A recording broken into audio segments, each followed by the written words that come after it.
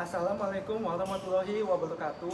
Perkenalkan, kami dari kelompok 15 kelas 26 yang beranggotakan saya Rega Samuel dengan NIM 164244209. Saya Muhammad Rajaku yang pertama dengan NIM 1642448. Saya Alfra Lorengo dengan NIM 1642476. Saya Tiffany Aurelia Rahmaharenda dengan NIM 1642469. Saya Nadifa Azhar Hidayat dengan NIM 1642437. Dalam video ini kami akan menjelaskan proposal proyek Pancasila kami. Nah, sebelum kita mulai ke videonya, kita lihat cuplikan berikut. Bulan ini kita, duitnya kurang pasti. Kamu gimana sih? Kok bisa kurang gini duitnya? Kita beras belum, listrik belum, air belum. Gimana sih kamu? Nah, kamu harus ngerti juga dong, karena aku habis di PHK. Kan kamu suaminya. Masa nggak bisa nafkahin yang bener? Kamu juga sebagai istri harus membantu suami dong, kan istri sebagai pendamping suami. Ya gimana? Kan aku cuma lulusan SMP. Aku bisa kerja apa emang? Teman-teman tahu nggak sih, kalau masih ada sebagian besar perempuan desa yang belum dapat mandiri dalam bidang ekonomi. Hingga saat ini, salah satu problematika yang sering dijumpai pada perempuan desa adalah ketidakmampuan mereka untuk dapat bekerja meskipun keadaan ekonomi keluarganya sedang tidak stabil. Nah, selain masalah tentang kemandirian perempuan desa, ada juga masalah lain. Gimana ya cara nyari duit? Cuma ada kain bekas gini doang, nggak guna. Apa dibuang aja ya? Bisa nggak ya kalau jadi duit? Yap, bener banget, yaitu limbah pakaian atau kain. Menurut Rework World, di Indonesia sekitar 33 juta ton kain atau pakaian telah diproduksi setiap tahunnya. Nah, 1 juta ton diantaranya itu menjadi limbah. Nah, dengan adanya kedua masalah tersebut, saya mempunyai satu solusi, yaitu dengan melakukan upcycling dengan menggunakan pakaian atau kain yang masih layak dan sudah terpakai, kemudian dilakukan daur ulang, kemudian dilakukan penjualan dengan menggunakan e-commerce seperti Shopee, Tokopedia, dan toko online lainnya. Jadi tujuan dari kegiatan upcycling yaitu yang pertama adalah membuka opsi bagi perempuan desa Cipacing untuk memulai usaha. Yang kedua, menjadikan perempuan desa lebih fasih dalam memanfaatkan e-commerce. Dan yang ketiga adalah mewujudkan keinginan perempuan desa yang ingin membantu perekonomian keluarganya. Mengapa memilih kegiatan upcycling untuk mengatasi kedua permasalahan tersebut? Karena upcycling memanfaatkan kembali pakaian lama yang masih sangat layak untuk dipakai. Pakaian tersebut akan didaur ulang atau dimodifikasi menjadi pakaian dengan model yang lebih terbaru sehingga dapat digemari oleh banyak masyarakat. Sehingga ketika nanti hasilnya dijual, perempuan akan mendapatkan pendapatan sekaligus memanfaatkan limbah kain.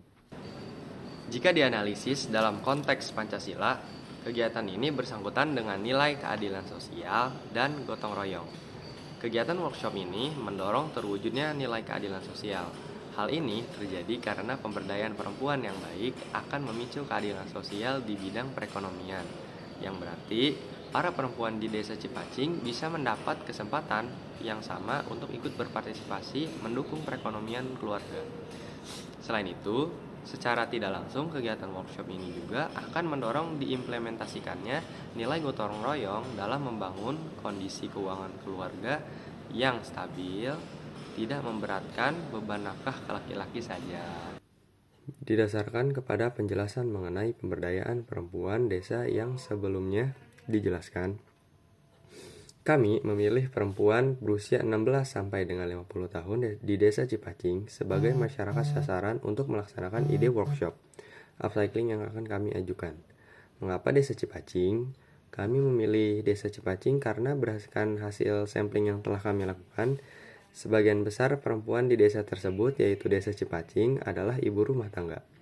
Selain itu, banyak perempuan yang memiliki kemampuan menjahit dasar namun tidak cukup fasih untuk dapat menghasilkan barang yang memiliki nilai jual.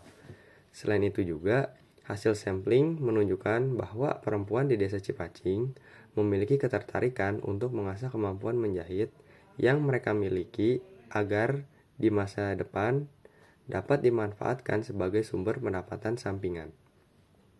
Sebelumnya, kami telah melakukan survei dan wawancara kepada 24 perempuan di Desa Cipacing.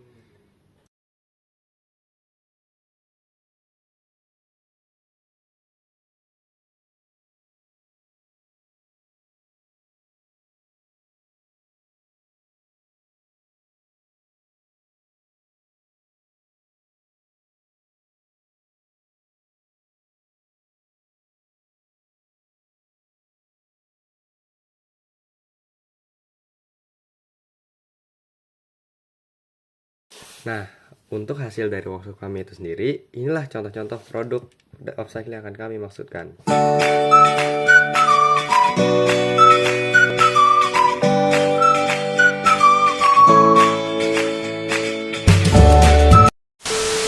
Sebelumnya, ternyata konsep upcycling ini sudah pernah dikenalkan kepada masyarakat perempuan oleh JKT Kreatif dan Hotel Raffles Jakarta kepada 40 perempuan dari 5 rumah susun sederhana di Jakarta serta Uniqlo, brand baju ternama kepada para pengungsi perempuan.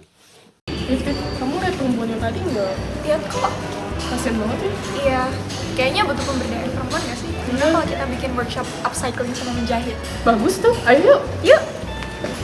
Nah, pada workshop kali ini saya akan menjelaskan gimana sih cara melakukan upcycling pada kain atau baju yang udah tidak digunakan. Contohnya seperti ini, dari celana menjadi atasan.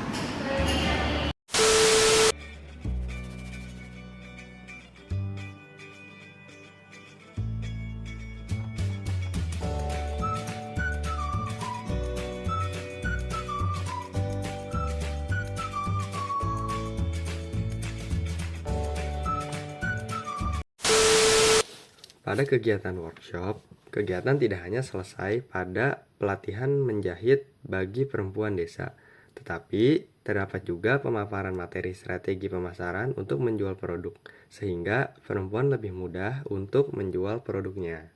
Nah, ibu-ibu, tadi kan kita udah belajar nih cara upcycling. Sekarang kita belajar tentang pemasarannya.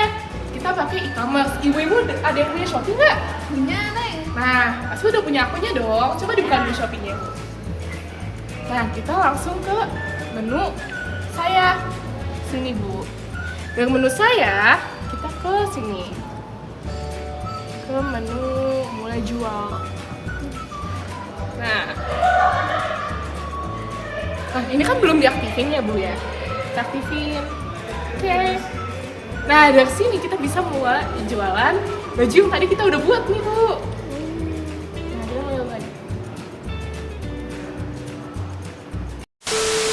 Sebagai kesimpulan, workshop upcycling clothes ini tidak hanya bertujuan untuk memberdayakan perempuan dengan keterampilan yang bermanfaat, tetapi juga mengurangi limbah fashion. Di dalam dunia fashion saat ini, banyak pakaian yang dibuang begitu saja, padahal pakaian tersebut masih bisa dimanfaatkan. Hal ini tidak hanya membuang-buang sumber daya, akan tetapi juga berdampak negatif pada lingkungan. Nah, sekarang mari kita lihat lebih dalam bagaimana workshop ini akan dilaksanakan.